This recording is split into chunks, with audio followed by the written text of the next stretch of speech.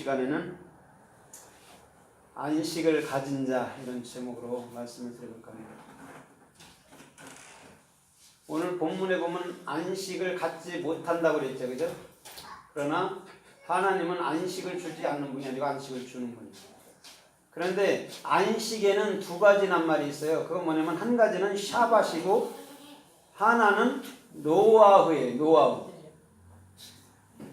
근데 이 사람들이 마수라들이 이걸 같이 막 써버렸어요. 샤밧하고 노아를 같이 써버렸단 말이에요. 그런데 엄연히 노아라는 말이 있고 샤밧이라는 말이 다르게 있는데 같이 막 쓰다 보니까 혼동돼 버렸습니다. 그래서 오늘은 노아흐라는 눈 또 뭐예요? 눈 바브 헤트 노아흐라는 그 안식에 대해서 좀 알아볼까 합니다. 눈은 물고기 두 마리라 있죠, 그죠? 예수 그리스도 그거는 육으로 규정되고 영으로 규정됐다는 말을 눈이라고 하는 거예요. 그 다음에 바구는 항상 십자가에 우리를 연결해 놓은 못 박아 버리는 것이죠. 연합되지 않으면 결단코 우리는 그 하늘나라가 될 수 없죠. 그 다음에 연합되고 난 이후에는 영원한 생명 헤트로 나아가는 거. 그걸 성전이라고 그러고 영이라고 그러는 거예요. 헤트를. 그게 노아예요. 그러면 노아흐는 안식이라는 노아흐는 그렇고 샤밧은 뭐냐면 쉰하고 베이트하고 눈이에요. 올바른 비전이 마음 안에 예수 그리스도로 규정된 걸 샤밧이라고 얘기해요. 그런데 오늘은 두 가지 샤밧 안식 중에서 오늘은 노아흐라는 그 낱말에 대해서 좀 알아볼까 합니다. 창세기 5장 30절에 보면 라멕이라는 사람이 노아를 낳고 죽을 때가 죽고 난 이후에 그 수명이 777년을 살았다고 얘기를 했어요. 라멕은 라메드거든요. 라메드 눈이에요. 그러면 진리를 익혀서 영원히 규정되는 게 라멕이에요. 그 다음에 그가 난 것이 노아흐란 말이에요. 규정된 그것이 내 안에 연합으로서 생명으로 있는 것을 노아흐, 그걸 안식이라고 히브리 마스라들은 그렇게 해석한 거예요.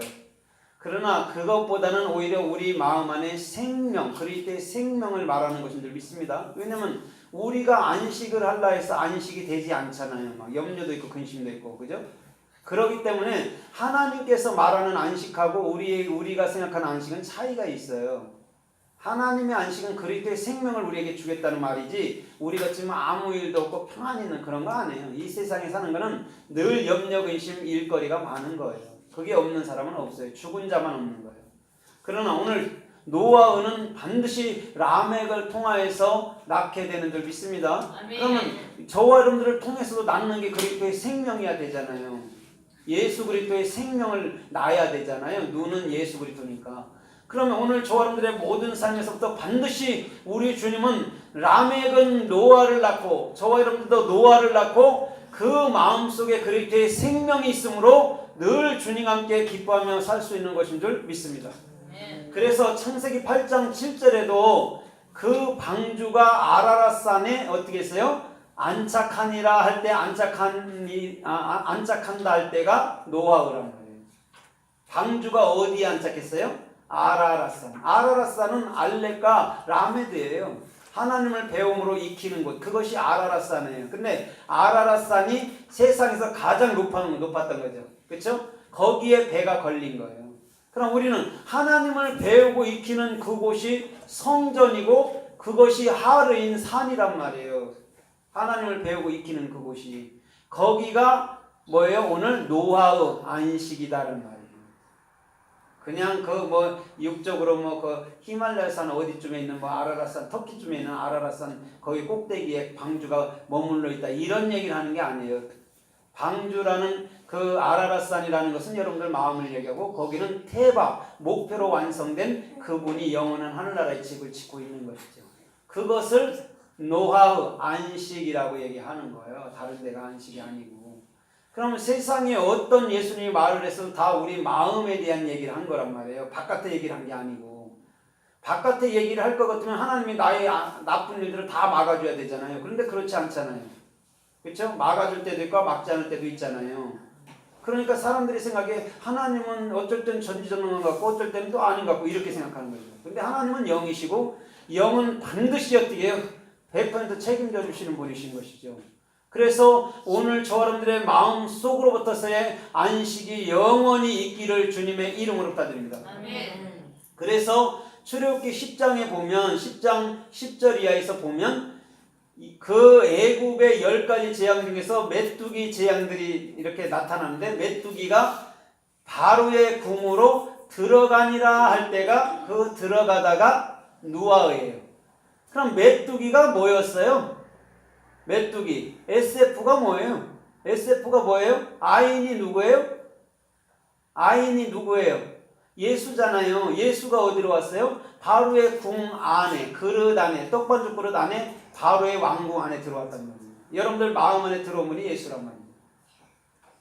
그걸 누아우라고 해석해 놓은 거예요. 그냥 메뚜기가 들어갔다를 누아우인데 메뚜기가 들어갔다라고 해석한 거예요.